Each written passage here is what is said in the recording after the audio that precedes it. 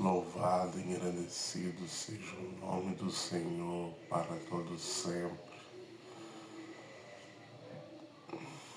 Estamos mais uma vez, nós, líder do Ministério, presidente do Ministério, Assembleia de Deus, Ministério DIJ, essa sigla, que quer dizer Deus Pai, Filho e Espírito Santo. Nosso compromisso unicamente com Deus, Pai, Filho e Espírito Santo. Hoje nós iremos tratar de como se colocar diante de Deus, de como se apresentar para Deus.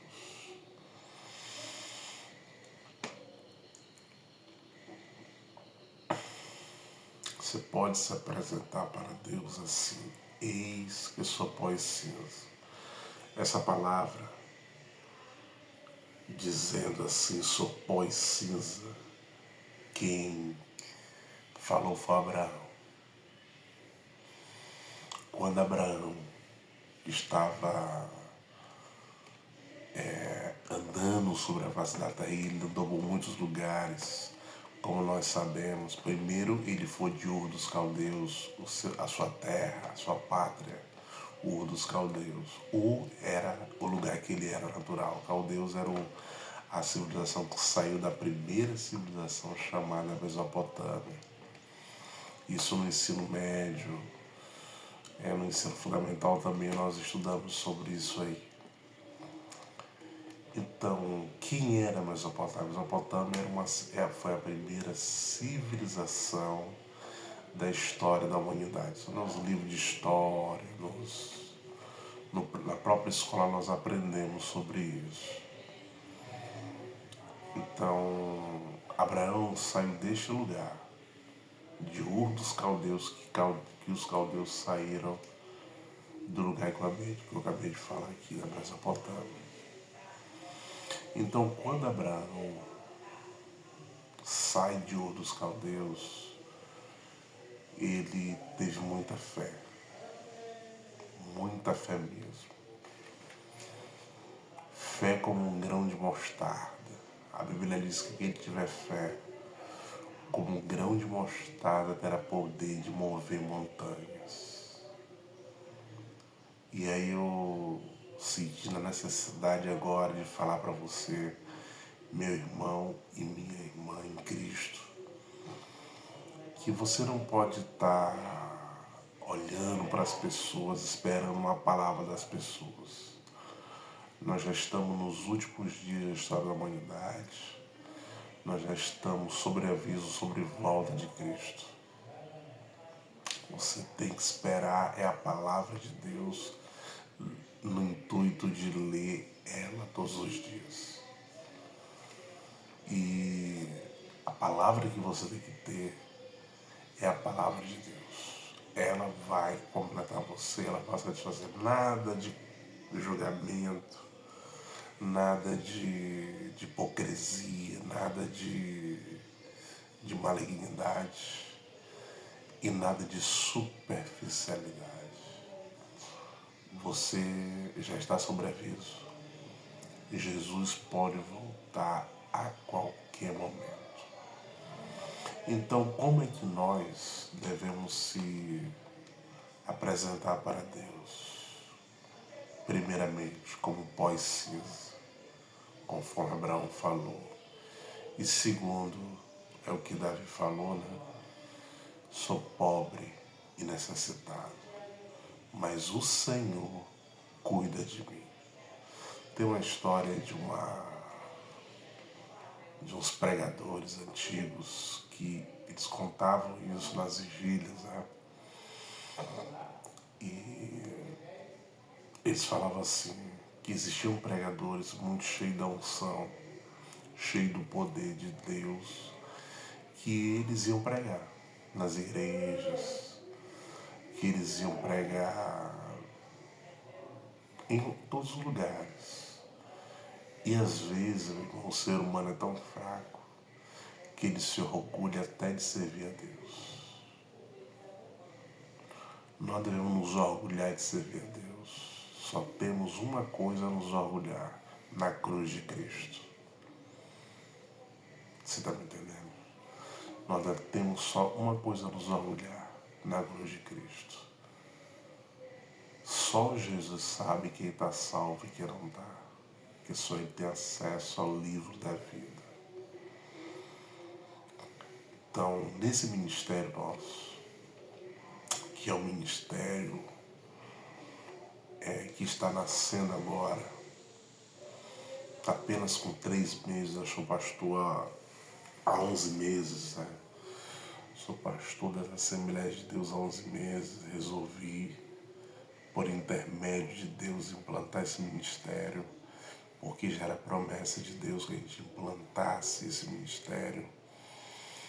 E eu fui da Igreja Assembleia de Deus Ministério Missão durante muitos anos. Inclusive, eu até vou me batizar, porque eu tenho 29 anos de fé cristã e 14 anos de ministério. Me batizei, mas eu ainda era criança ainda. O batismo quando criança, ele não serve. O batismo tem que ser quando 18, 19 anos, 20 anos, que você já tem consciência das coisas, que você já tem consciência. Então, como eu sirvo a Deus há muitos anos, eu vou me batizar pela IADESLE, pelo Tempo Central, né? Caso assim seja. Se não for, aliás, vai ser porque Deus assim quer, para que eu receba o certificado de batismo, né? Mas eu já sou pastor há 11 meses, né? Mas ainda não sou batizado. O batismo que eu fiz é quando criança, até porque despercebido, porque eu me foquei mais na leitura da palavra, nas orações, orei 58 horas por dia para poder me libertar de muitas coisas que eu precisava me libertar. Eu me foquei mais nisso, o tempo passou e eu, assim... Mas como é que pode um pastor ainda não ser batizado? Ora, a Bíblia diz: quem crê e for batizado será salvo. Se Jesus volta neste exato momento, eu seria salvo ou não? O que você diz? É como eu falei anteriormente. Só quem sabe quem está salvo e quem não está é Jesus. Porque só Ele tem acesso ao livro da vida. O batismo, por sua vez, era um ato religioso dos povos pagãos. Por que Jesus trouxe essa questão do batismo para o cristianismo? Porque Jesus veio com outro significado.